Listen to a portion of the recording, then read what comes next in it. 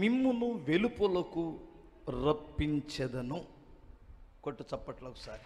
అది నాకు కావాల్సిన మాట. అంటే వెలుపలకు రప్పిస్తాను, ఐగుప్తి సరిహద్దులలో మిమ్మల్ని ఉండనివ్వను, ఆ బానిస కట్లలో నేను నిన్ను ఉండనివ్వను, వెలుపలకు రప్పిస్తాను. అంటే నేను నిన్ను ప్రత్యేకపరుచుకుంటాను అని అర్థం. ఆ చెత్త నుండి, ఆ మురికి నుండి నిన్ను ప్రత్యేకపరుచుకుంటాను, ఆ పాపిష్టి జనములో నుండి నిన్ను బయటికి లాగుతాను, ఆ ఎగతాళి చేస్తున్న మనుషుల మధ్యలో నుంచి నిన్ను ప్రత్యేకపరుస్తాను, గాయపరిచే మనుషుల నుండి నిన్ను పక్కకు పిలుస్తాను. నేను మీకు అర్థమవుతుందా? కొంతమంది మనుషులు వారి మాటలకే చచ్చిపోబుద్దయింది. వారి యొక్క ఆలోచనలకి, వారి తలంపులు, వారి యొక్క పాపిష్టి మనుషుల మాటలు మనం వినలేము. కొన్నిసార్లు చాలా కొత్తగా అనిపిస్తుంది. నేనైతే చాలా కాలమైంది ఆ మాటలు వెనక. ఎందుకంటే నా చుట్టూ ఒక బౌండరీ ఉంది. పాపం మీరు,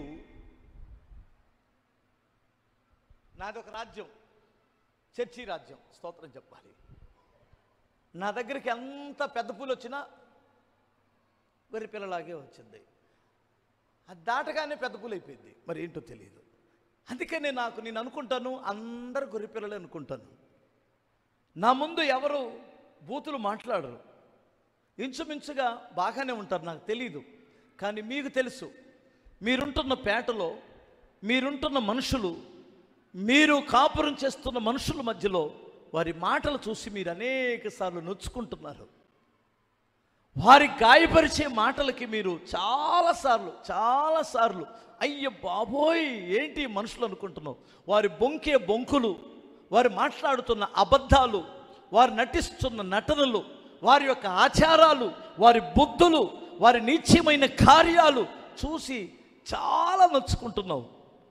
కానీ నా దేవుడు ఏమంటాడంటే, అందులో నుండి నేను నిన్ను ప్రత్యేకపరుచుకుంటాను అంటాడు. స్తోత్రం చెప్పగలరా? ప్రత్యేకంగా ఆ పాపిష్టి మనుషుల యొక్క స్వభావాలకు నువ్వు ఏకీభావించకుండా, వారి అలవాట్లకు ఏకీభావించకుండా, వారి పాపిష్టి కార్యాలకు ఏకీభావించకుండా ప్రత్యేకంగా ఉండాలని ఎంతమంది కోరుకుంటారు? అడవిలోకి వెళ్ళి ఉంటావా? అడవిలోకి వెళ్ళాల్సిన అవసరంలా. నీ మనస్సు, నీ ఆలోచనలు, నీ క్రియలు వారి నుండి సపరేట్ చేస్తాడు దేవుడు. వారి మాటలు విన్నప్పుడు నీకు అస్సలు ఏకీభవించబుద్ధి కాదు, అస్సలు టేస్ట్ అనిపించదు ఆ మాటలు. ఎంతమందికి ఎలా బ్రతకాలని ఉంది? హల్లెలూయా. నా వల్ల కాదు బ్రదర్, నేను వాళ్ళ మధ్యలోనే ఉంటాను బ్రదర్, నేను ఎలా అలా రాగలనా, నా వల్ల అవుతుందా, నేను అలా చేయగలనా అని మీలో అనుకోవచ్చు. మీకు ఒక విషయం చెప్పనా? హల్లెలూయా. గలతీయులకు రాసిన పత్రిక 1వ అధ్యాయం 4వ వాక్యంలో ఒక మాట చూడమ్మా.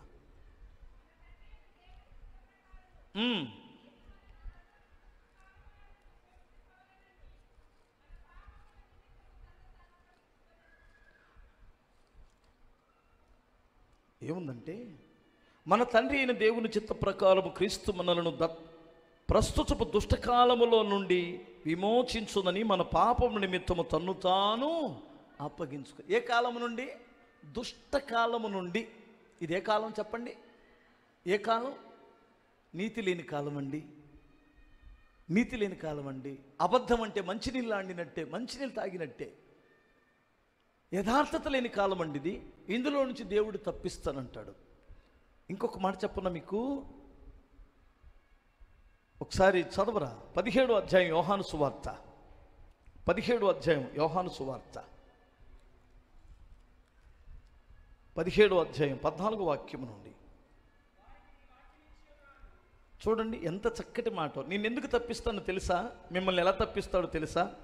వారికి నీ వాక్యం ఇచ్చి ఉన్నాను, నేను లోక సంబంధిని కానట్టు వారును లోక సంబంధులు కారు గనక లోకము వారిని ద్వేషించును. నీవు లోకములో నుండి వారిని తీసుకొని పొమ్మని నేను ప్రార్థించుటలేదు, కానీ దుష్టుని నుండి వారిని కాపాడమని ప్రార్థించుచున్నాను. అంటే కీడు నుండి, ఎందుకు, ఎలా తప్పించాడు దేవుడు వీరిని? నా వాక్యం వారికి ఇచ్చాను నేను. ఓ ప్రభువా వినండమ్మా, నిన్ను నన్ను దుష్టలోకము నుండి ఎందుకు ప్రత్యేకపరుస్తాడంటే, వారితో మనం ఏకీభావించలేం. ఒక వ్యభిచారితో మనం ఏకీభావించలేం. లేదు, ఒక అబద్ధికుడితో ఏకీభావించలేం. ఒక త్రాగుబోతుతో మనం ఏకీభావించలేం. ఒక విగ్రహారాధికుడితో ఏకీభావించలేం. ఆ పాపిష్టి కార్యాలు చేస్తున్న మనుషులతో ఏకీభావించలేం. అందుకనే లోకము నన్ను ఎరగదు గనక నీ పిల్లలని ద్వేషిస్తారు, మనల్ని ద్వేషిస్తారు వాళ్ళు. కనుక నువ్వు ఎందుకు అలా పక్కకు వచ్చావు? ఏది నిన్ను సపరేట్ చేసిందంటే, దేవుని వాక్యము నిన్ను లోకము నుండి వేరు చేస్తుంది. కొట్టు చప్పట్లు ఒకసారి. నా బాధ అర్థమవుతుందా? హల్లెలూయా. లోకము నుండి దేవుడు నిన్ను నన్ను ఎలా సపరేట్ చేస్తాడు? దేవుని వాక్యము వలన సపరేట్ చేస్తాడు. వాక్యం విన్నప్పుడు మంచేదో చెడ్డేదో మనకు తెలిసింది, సత్యమేదో అసత్యమేదో మనకు తెలిసింది. అందుకని మనం సపరేట్ అవుతాం. దుష్టత్వము నుండి దేవుడు మనల్ని తప్పిస్తాడు. దుష్టత్వము నుండి దేవుడు తప్పిస్తాడు. మీలో చాలామంది అనుకోవచ్చు, అన్నా మా చుట్టూ చెడిపోయిన మనుషులు ఉన్నారు, పాపిష్టి మనుషులు ఉన్నారు, నా పిల్లలు ఏమవుతారో, నా పిల్లలు ఏమైనా పాడవుతారేమో. ఎవరన్నారు?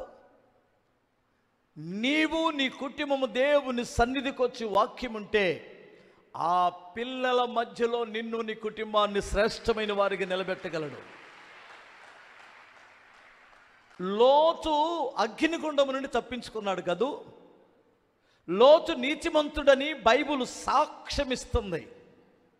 కానీ ఒక్క విషయం చెప్పనా మీకు, పురుషులతో పురుషులు తప్పు చేస్తున్న దినాలవి. అసలు ఆ పట్టణంలో చెడిపోని పురుషుడు లేడు, చెడిపోని స్త్రీ లేదు. అందుకు దేవుడు ఆ పట్టణాలను నాశనం చేశాడు. ఆ టైంలో లోతు ఒక మంచి సాక్ష్యం ఇచ్చాడు తన కూతుర్ల గురించి. ఏమిచ్చాడు చెప్పునా?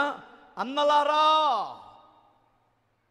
పురుషుని ఎరగని ఇద్దరు స్త్రీలు, ఇద్దరు కన్యకలు నా ఇంట ఉన్నారు. నా ఇంటికి వచ్చిన అతిథులను మీరు ఏమీ చేయొద్దు. అవసరమైతే నా కూతురులను పంపించేస్తాను, మీరు మీ ఇష్టం వచ్చినట్లు చేసుకోండి. నా కూతురులు ఇప్పటి వరకు ఈ దుర్మార్గుల మధ్యలో ఉండి కన్యత్వాన్ని, నీతిని కాపాడుకొని ఇద్దరు కూతురులు ఉన్నారని సాక్ష్యం ఇచ్చాడు. కొట్టు చప్పట్లు ఒకసారి. చుట్టూ చెడిపోయారు, చుట్టూ పాడైపోయారు. కానీ నా కూతురులు చెడిపోలేదు, నా కూతురులు నీతి కలిగి ఉన్నారు. అమ్మ, మీకు అర్థమవుతుందా తల్లులారా? ఇక్కడ యవనస్తులైన పిల్లలుంటే ఒక్కసారి ఆలోచించండి అమ్మా. ఎందుకు వారు అగ్ని నుండి తప్పించుకున్నారో, ఎందుకు అగ్ని నుండి తప్పించబడ్డారో. ఈ రోజున కొంతమంది క్రైస్తవ పిల్లలు అనబడుచున్నటువంటి వారిని చూస్తే ఎంత బాధేస్తుందో. అన్యజనులైన కన్యత్వాన్ని కాపాడుకోగలుగుతున్నారు, కానీ కొంతమంది ఎంత వాక్యమైనా కన్యత్వాన్ని పోగొట్టుకుంటున్న పిల్లలు ఎంతమంది ఉన్నారు? ఆల్రెడీ పోగొట్టుకున్నటువంటి వారు ఉన్నారు. వీళ్ళు ఎందుకు ఇంత నాశనమైపోతున్నారంటే, లోకములో ఉన్న వారికి దేవుని మీద, దేవుని సంఘం ఔన్నత్యాన్ని తెలుసుకుంటే, వీరికేమో లోకం మీద పీకుతుంది. వీరి ఒంటి మీద బంగారం లేదు, కానీ బంగారం అంటే విపరీతమైన ఆశ. వీళ్ళ తలలో పూలు లేవు, కానీ విపరీతమైన పూలాశ. కట్టుకుంది వైట్ వస్త్రాలే కానీ లోకం అంటే విపరీతమైన కోరిక. వాళ్ళ ఇంటి చుట్టూ, వారి చుట్టూ ఉన్న కంచెను బట్టి బ్రతుకుతున్నారు, కానీ తండ్రో తల్లో పాస్టర్ గారో కంచెను బట్టి బ్రతుకుతున్నారు, కానీ వీళ్ళు నిజముగా జయించిన వారు కారు. నేనేమంటానో తెలుసా? పాస్టర్ గారు నీ కాపలా ఉంటే ఉండడం కాదు, తల్లిదండ్రులు కాపలా ఉంటే ఉండడం కాదు, ఎవడో నీ చుట్టుపక్కల ఉంటే కాపలా ఉండటం కాదు. యోసేపులకు ఒక మాట చెప్పాలి, ఆకాశమందున దేవుడి వైపు నన్ను చూస్తున్నాడు, ఆయనకి వ్యతిరేకంగా నేను పాపము చెయ్యను అనాలి. అందుకనే ఆ కుటుంబం రక్షింపబడడానికి కారణం. నేనంటాను, నువ్వు దేవుని వాక్యం నీకు ఇవ్వబడితే, వాక్యం ముందుగానే నిలబడితే, ఆ వాక్యం నీ గుండెల్లోనికి వెళ్తే, ఆ వాక్యం నిన్ను లోకము నుండి, పాపము నుండి ప్రత్యేకంగా ఉంచుతుంది. నువ్వు ఆయనకి స్వకీయ జనముగా ఉండునట్లు చేస్తుంది. స్తోత్రం చెప్పాలి.